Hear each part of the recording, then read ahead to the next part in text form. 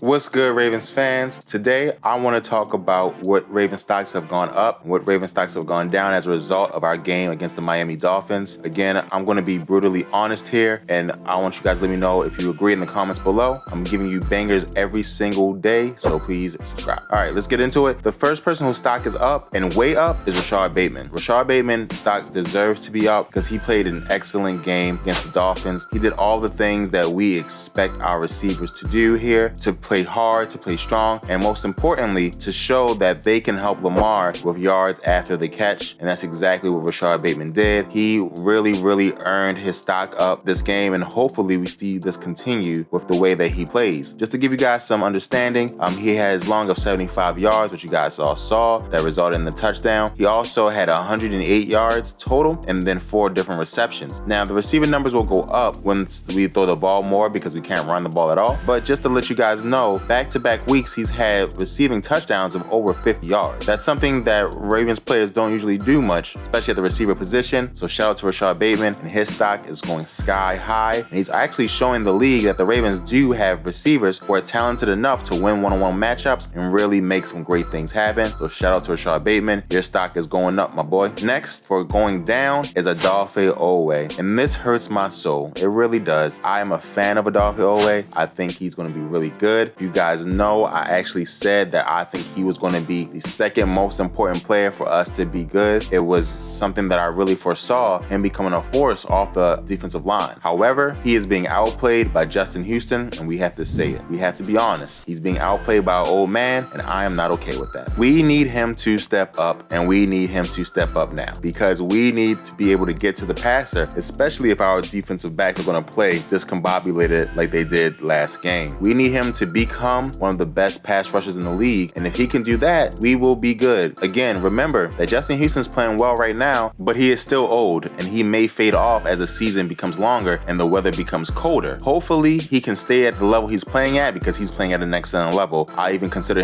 putting him in here again, but I decided not to. But Odafe Oweh has to step up, and he has to become a better player than he is right now, because right now, he's just not getting it. And even John Harbaugh mentioned in his meeting, you have to become a star. You don't just get crowned a star because you have the intangibles. You have to go and take it, and right now, that is not what he's doing, so his stock is down. Another stock up is Duvernay, okay? Devin Duvernay, guys, this is the second week in a row that his stock is flying up. Last week, it was flying up because he showed that he has the ability to be a good number 2 receiver, right? And he's definitely not a number 3 receiver. So he's in between at the very least, which is all the Ravens need because we have a great receiving tight end and a great quarterback who can do multiple things, right? Most teams don't have a quarterback that can score from anywhere on the field. The Ravens do. So when you have that, you don't need all the tools that other teams have. But if you have Devin Duvernay, who proves that he's not only a receiving threat, but that he can take these different plays from a special teams perspective to the house, we're going to be in good shape. Just imagine, we always have a chance to return a punt to the house, a kickoff to the house, and even if we don't return them to the house, we get yards on them. He's really going up. He may be the best special teams player because he, again, made the Pro Bowl last year as a special teamer, and he may be the second best receiver on our team. Now, again, that is not great for,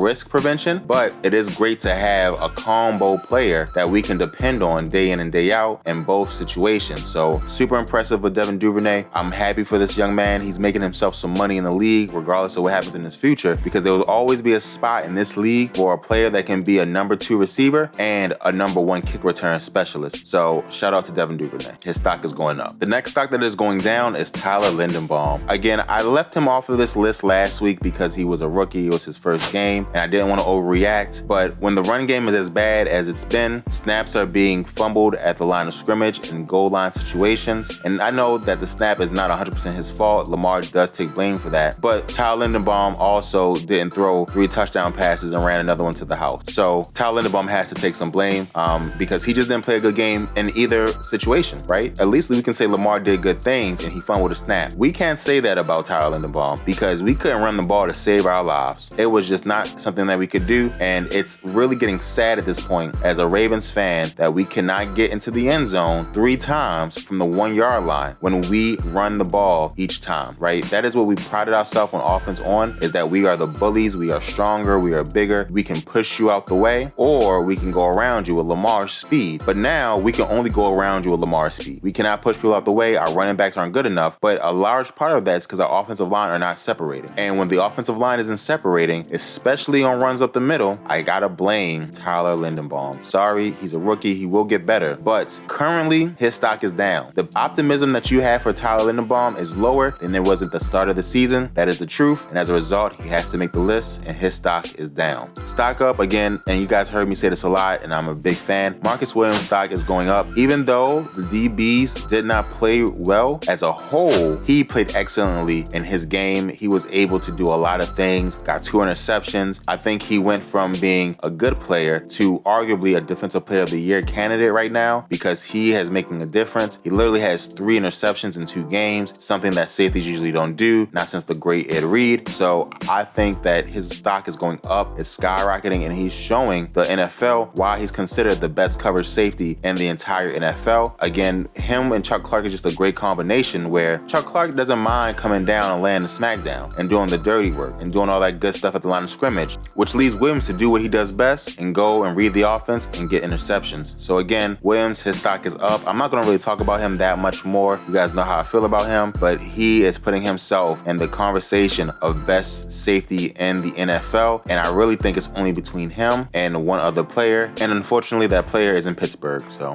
now we're gonna go to our last stock down, and it has to be the rookie defensive backs. Because of the miscommunications that lost us this game, they need to get better. They have to work on it, and again, I don't like picking on rookies because they will get better at it. It's almost a given. But when we had Armour Davis, who was getting beat again and again, right? They knew he was a rookie and they were going at him, and they didn't stop. The entire game, they did not stop. They kept on going at him.